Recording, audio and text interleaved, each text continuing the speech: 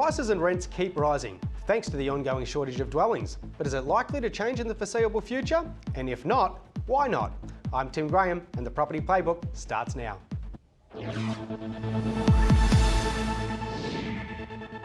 Despite years of mass media coverage and political promises, the key problems of undersupply and poor affordability are never resolved. Hotspotting founder Terry Ryder has some strong views on why that is, and he joins me now. Terry, how are you? I'm very well, Tim, and really looking forward to talking about these really important issues of why we're stuck in kind of neutral in terms of dealing with the major issues afflicting residential property at the moment. Yeah, it'd be fair to say it's probably never been so intensively debated by politicians and economists. So why don't we start there? What's your view on this? Look, I think all the energy in terms of the debate about housing affordability, the shortage of real estate, and how to fix it, all the energy is going to the wrong places. We seem to be more interested in identifying scapegoats than actually identifying real solutions. And to the degree where it seems to me that scapegoating has become the national sport of Australia. And every day in news media, a new scapegoat is held up for vilification and demonisation and ridicule. But the reality is, while we're doing that, we're actually not pointing the finger of blame in the right directions. The problems are being caused by politicians. It's up to them to fix it, but they're not actually taking the right action. Yeah. Okay, so who is copping the blame for this? Well, we've seen quite a wide range of people blame almost everybody except the real culprits, the politicians. Every day in media there's some cohort or other that's held up to be demonised. We've seen NIMBYs, people who are opposing development in their neighbourhoods, been blamed for the housing shortage by preventing new development from happening. We've seen baby boomers who are living in the big family home long after the kids have grown and moved on. Baby boomers who refuse to downsize have been blamed for the shortage of dwellings. Not that baby boomers downsizing will actually cause the number of dwellings in the market to increase. Anybody foreign who touches the Australian property market have been blamed for the housing crisis. Foreign investors have been blamed for prices rising, even though they only comprise 2 or 3% of sales in the market. Migrants coming into the country have been blamed for increasing demand for dwellings at a time of shortage. Overseas students have been blamed for the rental shortage by taking up rental properties that could be taken up by Australians. We've seen investors blamed in various ways. Those who are negatively geared apparently are causing prices to rise. Investors who use short-term letting rather than permanent tenants in the properties that they're only being blamed, although that has been disproven again and again by independent studies. Homeowners who have spare bedrooms that aren't being utilised, people with big super balances, many others. Everyone's been blamed except the people who actually are responsible for causing this crisis and not fixing it. Well, if the usual suspects aren't to blame, who is?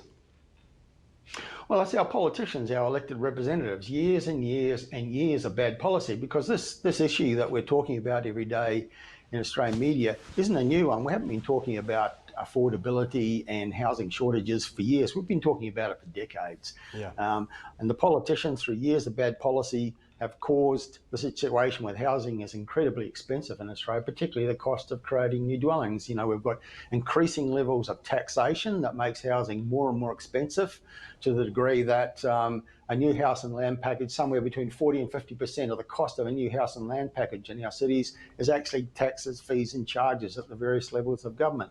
We've got government bodies, particularly state governments, tinkering with the design of new homes, making them increasingly expensive year by year. We've got the bureaucracy causing delays, and to the degree that the Productivity Commission handed down a report a few months ago, and they found that it now takes twice as long to build a dwelling in this country than it did in the 1990s. In other words, we're half as productive in the housing market as we were 30 years ago. And it listed the various reasons why that is so. And the biggest single reason was basically government interference, bureaucracy, state government tinkering with the design of homes, how long it takes to get dwellings approved, projects approved. And you accumulate all of that, and it resulted in taking twice as long to build a new dwelling as it did. And of course, when something takes twice as long to build, it's much more expensive.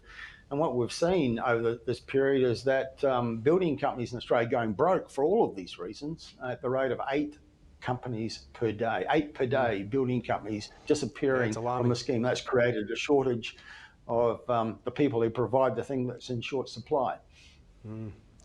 Well, the government's just recently announced to bring forward the first home buyers 5% scheme. How do you see that playing out? Well, it sounds great, and I guess there'll be those out there, young first home buyers wanting to get into the market. They only need a 5% deposit and they don't have to pay lender's mortgage insurance. They'll see that probably as a positive thing. But it's a great example of politicians taking action that doesn't deal with the core issues. They're not actually fixing the core problem. The underlying problem is that housing is really expensive in Australia.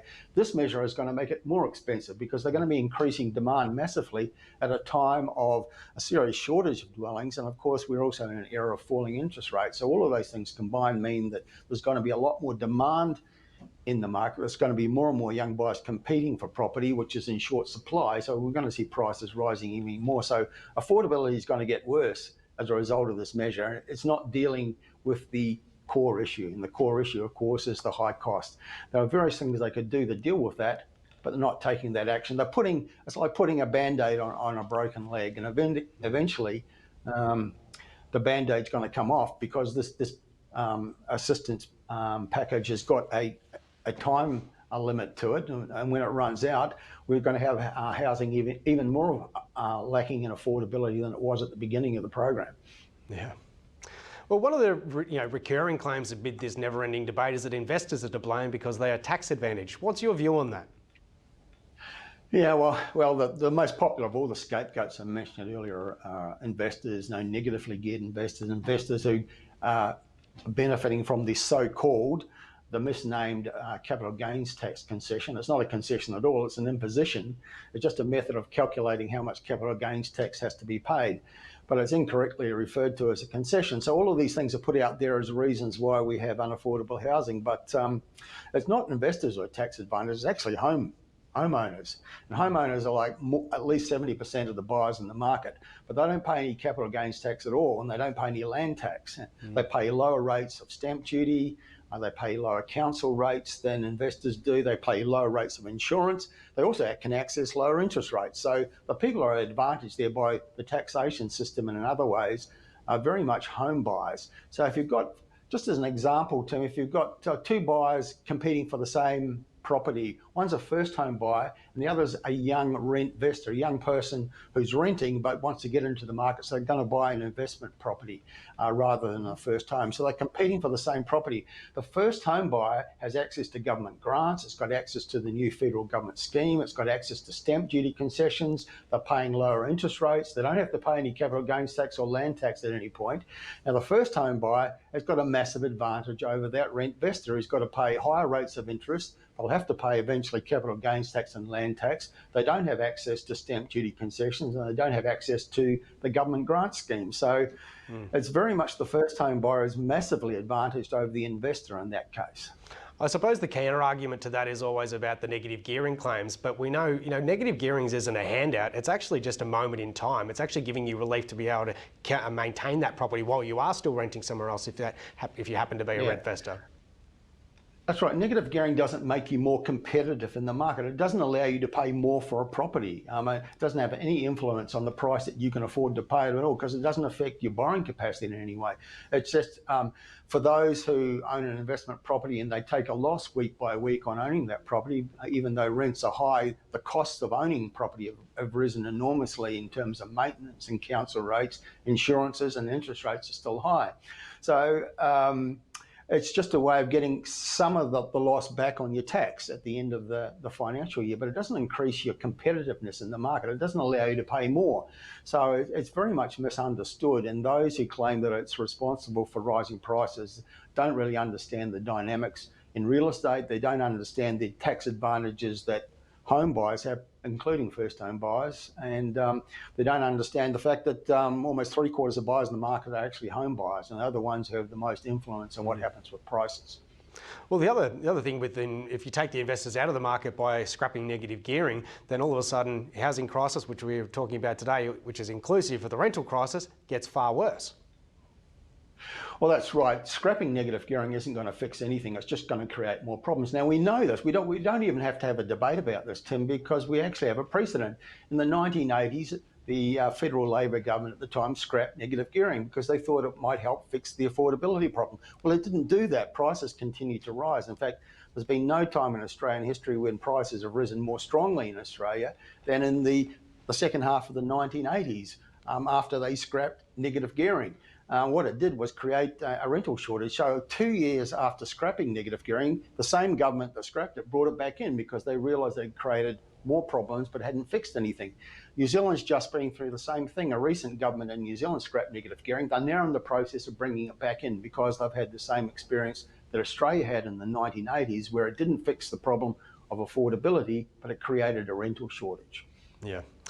Okay, we've talked about a lot of the problems, a lot of the people to blame, but what about some solutions? In a minute, could you explain what you would do if you had the silver bullet? Well, we've got to stop taxing residential property to death. The big thing we have to deal with is the cost of creating new homes. We've reached the point where it almost costs $1 million to create a house and land package in our capital cities as an average price. Based on the median cost of a typical block of land and the median price of putting a house on that very small block of land. It's about $950,000 now as an average across the capital cities of Australia. We're almost at $1 million. And between 40 and 50% of that cost is taxes, fees and charges at the three levels of government. That's the first thing we have to deal with. When we dealt with that, it would fix a lot of the other problems as well. We'd have increased supply at affordable prices, and we'd start to be dealing with this housing shortage and the rental problem that young people are facing in this country. Now, Terry, I'm going to give you a quick opportunity to plug your new book, Why Prices Rise. Do we cover a lot of these topics in that book? We do. We cover all these topics and a whole lot more in a book that's about to be published called Why Property Prices Rise. We examine all the issues that feed into the fact that we have increasingly high prices in this country, and we have this increasing separation between incomes and prices. And a lot of economists will say, well, that can't possibly happen. We can't have this growing separation between what people earn and what people pay for real estate. Nevertheless, prices continue to rise, and we deal with that and a whole lot more in the new book that's going to be hitting bookshops in a little over a month's time. Very good. I can't wait to get a copy. Terry Ryder, thanks so much for joining us. Well, folks, that's the play for today. This program's been brought to you by hotspotting.com.au. This is Ticker. We'll be right back